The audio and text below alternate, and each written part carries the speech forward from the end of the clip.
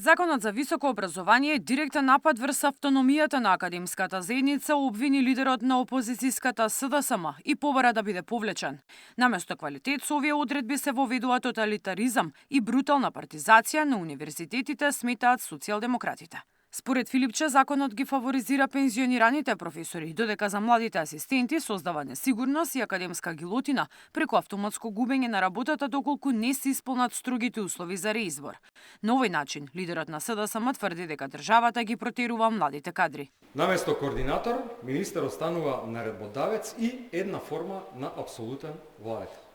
Членот 13, наместо да ја штити институционалната независност, отвара механизам за директна контрола од извршната власт. Доколку не се исполнат дел од условите за реизбор, наставникот губи звањето и работниот однос по сила на закон без заштитни механизми од законот за работни односи. И ова е една форма академска гилотина, што се сака да се направи да се наметне здрав кадар кој ќе молчи и кој ќе биде послушен. Следно, удар врз интердисциплинарноста и доживотното учење, членовите 116, 122, 123, се ограничува упис на магистарски и докторски студии само на исто или сродно подрачје, според статистички кодови, со што се убива можноста за промена на кариерата. Од ВМРО ДПМН реагира дека со овој предлог текст се решаваат низа катастрофални грешки во образованието, кои ги направила претходната власт на СДСМ, особено со законот за високо образование кој го донеле во 2018. Новиот закон, велат, е изработен од 60 врвни експерти и со него се отвара пат за поголема отчетност и поддршка на најдобрите студенти.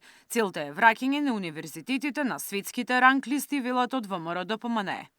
Новиот предлог закон дава предност при вработување на државните универзитети на најдобрите студенти од генерацијата, на студентите добитници на инженерски прстен и на оние кои студирале на некој од најдобрите 100 светски универзитети.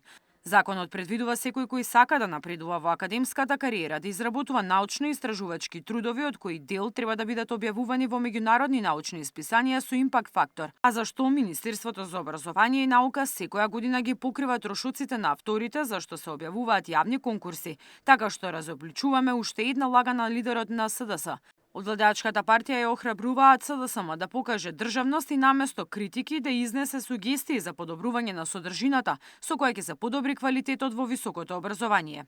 Инаку министерката Јаневска најави дека од оваа недела ќе почнат јавните дебати со академската фела на сите државни универзитети за предлог законот.